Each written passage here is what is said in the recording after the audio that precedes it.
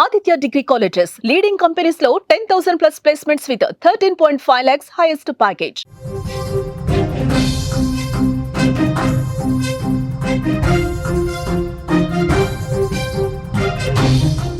Breaking news చూస్తున్నాం. యాదాద్రి భర్త హత్య కేసులో విస్తుపోయే విషయాలు బయటకొస్తున్నాయి. ప్రియుడి కోసమే స్వామిని భార్య చంపినట్లుగా ఇప్పటివరకున్న సమాచారాన్ని బట్టి తెలుస్తోంది. వివాహేతర సంబంధానికి అడ్డుగా ఉన్నాడని కూడా హత్య చేసినట్లుగా సమాచారం. ప్రియుడు తమ్ముడితో కలిసి ఈ హత్య చేసింది భార్య. అద్దెకారుతో స్వామి బైక్ ను నిందితులు ఢీకొట్టినట్లుగా తెలుస్తోంది. రోడ్డు ప్రమాదంగా నమ్మించే ప్రయత్నం కూడా చేశారు వీళ్లు. భర్త మృతదేహం వద్ద భార్య దొంగ ఏడుపులేడుస్తోంది. పోలీసు విచారణలో దొంగలందరూ కూడా దొరికిపోయినట్లుగా మనకైతే సమాచారం అందుతోంది.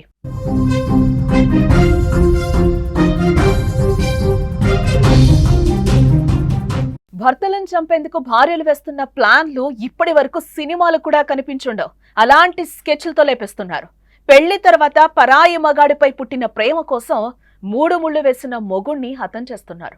ఇటీవల హనీమూన్ హత్య, గద్వాల్ తేజేశ్వర్ మరణం, మొన్నటికి మొన్న సెల్ఫీ తీసుకుందామంటూ భర్తను నదిలో తోసేసిన భార్య ఉదంతాలు కళ్ల ముందు తిరుగుతూ భర్తలను భయపెడుతున్న సమయంలో మరో ఇల్లాలి ఘనకార్యం తెలంగాణలో ప్రకంపనలు రేపుతోంది.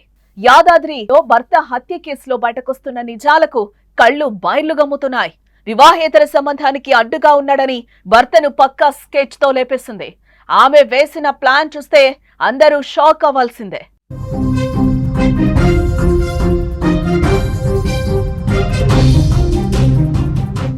యాదాద్రి జిల్లా ఆత్మకూరు మండలం పల్లెర్ల గ్రామానికి చెందిన వస్తువుల స్వామికి మోత్కూరు మండలం దాచారం గ్రామానికి చెందిన స్వాతితో 2005లో వివాహం జరిగింది. వీరికి 2 కుమార్తెలు, కుమారుడు కూడా ఉన్నారు. పల్లెర్లలోనే ఉంటూ భువనగిరి పట్టణంలోని ఓ ట్రాక్టర్ షోరూమ్ లో మేనేజర్ గా స్వామి పనిచేస్తున్నట్లుగా మనకి సమాచారం. భార్య స్వాతి కూడా ఇదే షోరూమ్ లో పనిచేస్తోంది. ఇదే సమయంలో యాదాద్రి జిల్లా తుర్కపల్లి మండలం పల్లెపహాడ్కు చెందిన సాయి కుమార్ తో ఏర్పడిన పరిచయం వివాహేతర సంబంధానికి దారితీసినట్లుగా తెలుస్తోంది. ఆ కారణంతోనే గత కొన్ని రోజులుగా కుటుంబంలో గొడవలు కూడా జరుగుతున్నాయి. తన వివాహేతర సంబంధానికి అడ్డుగా ఉన్న భర్తను తొలగించుకునేందుకు భార్య స్వాతి ఆమె తమ్ముడు ప్రియుడితో కలిసి పథకం వేసి చంపేసినట్లుగా మనకి సమాచారం అందుతోంది. ఇక ఇదే అంశానికి సంబంధించిన మరింత సమాచారం మా ప్రతినిధి శరత్ అందించే ప్రయత్నం చేస్తారు. ఎస్ శరత్, యాదాద్రి భర్త హత్య కేసులో విస్తుపోయే విషయాలు బయటకు వస్తున్నట్లుగా తెలుస్తోంది. ఇప్పుడున్న లేటెస్ట్ అప్డేట్స్ ఏంటి దీనికి సంబంధించిన? Thank you Janaki.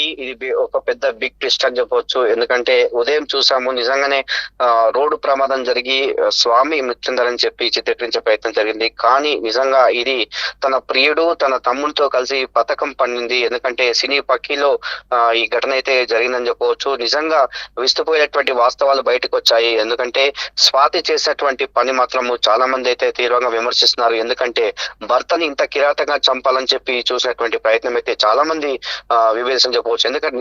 ఎందుకంటే స్వాతి ఏర్పడాడు అంటే సాయి కుమార్ తో ఏర్పడినటువంటి ప్రేమ వ్యవహారమే దీనికి కారణం అని చెప్పవచ్చు. ఎందుకంటే 2005లో స్వాతి అదే విధంగా స్వామితో వివాహం జరిగింది.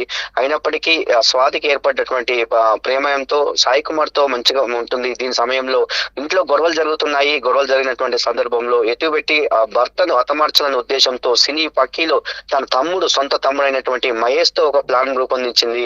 ఎందుకంటే అద్దెకు కారు, భువనగిరిలో అద్దెకు కారు తీసుకొని తన భర్త వస్తున్న సందర్భం, భర్త అదే విధంగా అతని ఫ్రెండ్ అయినటువంటి వీరబాబు ఇద్దరు కలిసి బైక్ పై వస్తున్న సందర్భంలో భువనగిరి నుంచి కూడా వాళ్ళు బయలుదేరారు. అప్పటి నుండి కూడా ఫాలోఅప్ చేస్తూ సాయి కుమార్ కు ఎప్పటికప్పుడు ఇన్ఫర్మేషన్ ఇస్తూ భర్త ఇక్కడికి వచ్చాడు, రాగిరికి వచ్చాడు. ఇక్కడి నుంచి రాగిరి నుంచి మోత్కూరు మధ్య కాటేపల్లి అని ఒక గ్రామం ఉంటుంది.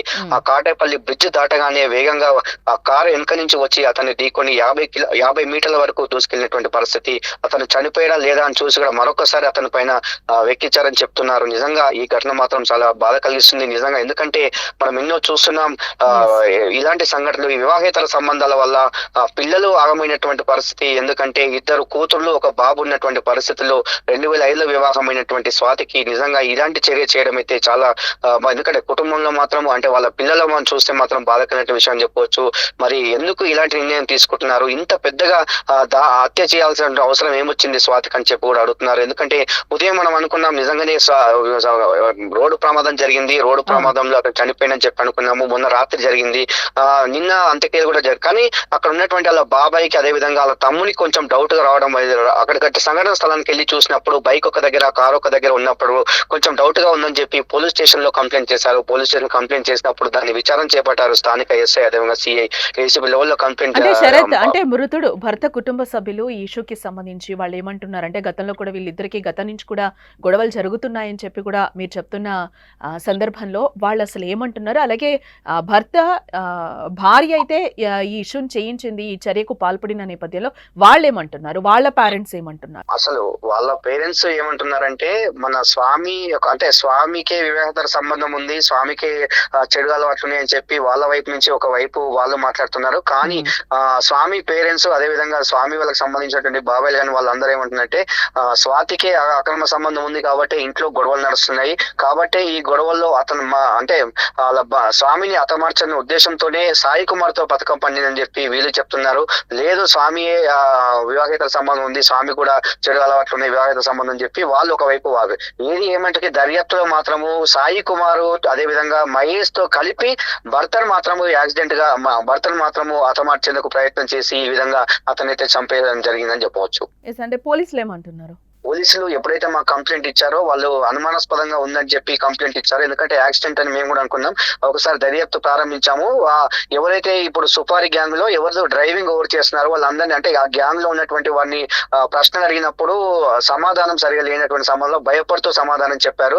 కాబట్టి అక్కడే దొరికి అదేవిధంగా ఎవరైతే ఇప్పుడు ఫోన్ ఉన్నటువంటి నెంబర్ ఆధారంగా సిగ్నల్ చేస్తే ఆ సాయి కుమార్ సంబంధించి సుపారి గ్యాంగ్ సంబంధించి నెంబర్లు ఆ ప్రాంతంలో అదే టైంలో అక్కడ అని చెప్పి దాని ద్వారా అంటే మొబైల్ నెంబర్లు ఇవన్నీ వాళ్ళ యొక్క విచారణ అంటే పోలీసు ఇన్వెస్టిగేషన్ లో మాత్రము నిజంగానే స్వాతి మాత్రం ఖచ్చితంగా సుపారి గ్యాంగ్ తోనే అతన్ని హత్య చేయించడం అదుపులోకి తీసుకున్నారు. శరత్ ఏంటి తీసుకున్నారు.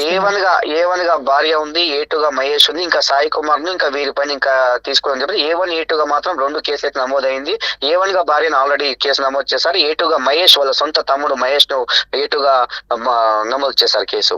రైట్ శరత్, మరిన్ని అప్డేట్స్ కోసం మళ్ళీ మిమ్మల్ని కాంటాక్ట్ చేస్తాం. ఎస్, ప్రధానంగా భర్తను చంపేందుకు ఆమె వేసిన స్కెచ్ గురించి మాట్లాడాలి. బైక్ పై వస్తున్న భర్తను కారుతో ఢీకొట్టి ఆ ప్రమాదంలో భర్త మరణించాడనేది ఆమె వేసిన ప్లాన్. ముందు వేసిన ప్లాన్ ప్రకారం అద్దెకు కారును తీసుకున్నారు. స్వాతి తమ్ముడు మహేష్ తో పాటు మరో స్నేహితుడిని కలిసి సాయి కుమార్ ఆ కారులో బయలుదేరాడు. భువనగిరి నుండి పల్లెర్లకు వస్తున్న విషయాన్ని సాయి కుమార్ కు స్వాతి చెప్పింది. దీంతో ఫ్రెండ్ వీరబాబుతో కలిసి వెళ్తున్న స్వామిని మోటకొండూరు మండలం కాటేపల్లి సమీపంలోని బ్రిడ్జ్ దాటగానే వెనక నుంచి వేగంగా వచ్చిన కారు అయితే ఒక్కసారిగా ఢీకొట్టింది. కారు బైక్ ను 50 మీటర్ల దూరం వరకు కూడా ఈడ్చుకెళ్లిందని కూడా మా ప్రతినిధి చెప్తున్న పరిస్థితి కనిపిస్తుంది. దీంతో అక్కడికక్కడే స్వామి మృతి చెందగా బైక్ పై వెనక కూర్చున్న వీరబాబు కూడా తీవ్రంగా గాయపడినట్లుగా సమాచారం. మొదట ప్రమాదంగా చిత్రీకరించే ప్రయత్నం చేశారు.